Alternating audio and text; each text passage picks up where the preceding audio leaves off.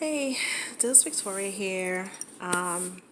Today is October 15th, 2018, and I am having a laparoscopic hysterectomy tomorrow, October 16th. Scared as shit, but I have to get it done. So, I did a spiritual bath last night.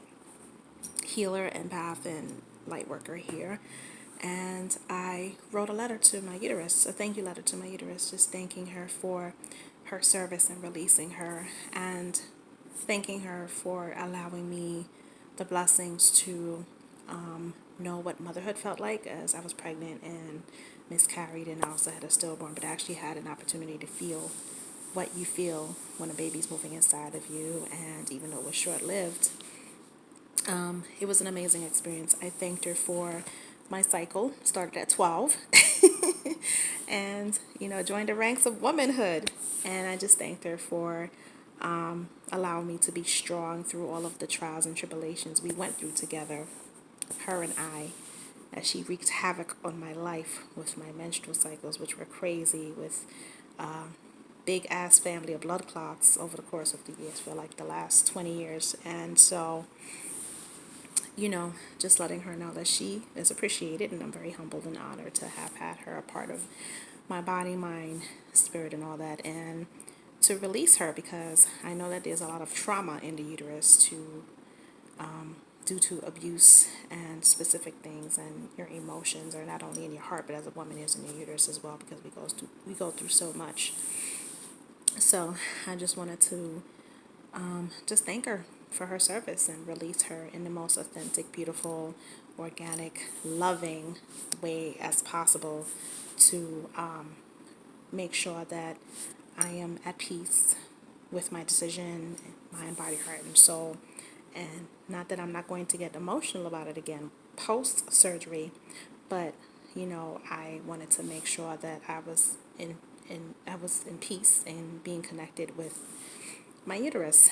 And I don't know, I guess my spirit and my guides told me to Google saying goodbye to your uterus. And there were so many women that wrote letters to their uteruses. And I was like, oh my God, I think I need to do that, to just release any doubt or any overwhelming sadness that I was feeling and still feel up until this point. But it's something that needs to be done. And the media, well, social media rather, and YouTube is just crazy at times, with women sharing their stories, and some of them is horror stories. But I realize within my spirit and myself, it's up to me, my mindset, how I feel and think my recovery is going to be.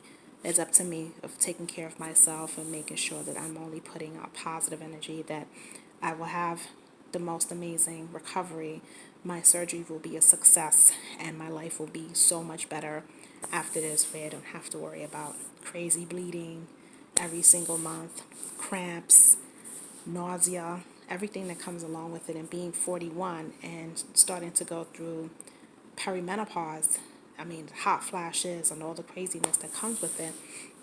And although I will miss a part of those things because they're part of me since I was 12, at the same time, this is a new chapter in life. So don't look at it as it being an impending doom, or that, it's a curse on your life. Look at it as a new chapter in your life, where you're able to share the information with other women in a positive way, because there are a lot of women that I've seen on YouTube that just, oh my God, the negativity. And it's scary when you look at these things, because they're just like this, that, next, and the other, blah, blah, blah. And you're just sitting there like, whoa, slow your roll. There's somebody out there that may be looking for information to ease their mind and their conscience, and to ease the nervousness, and just the scary way of being because of getting this done.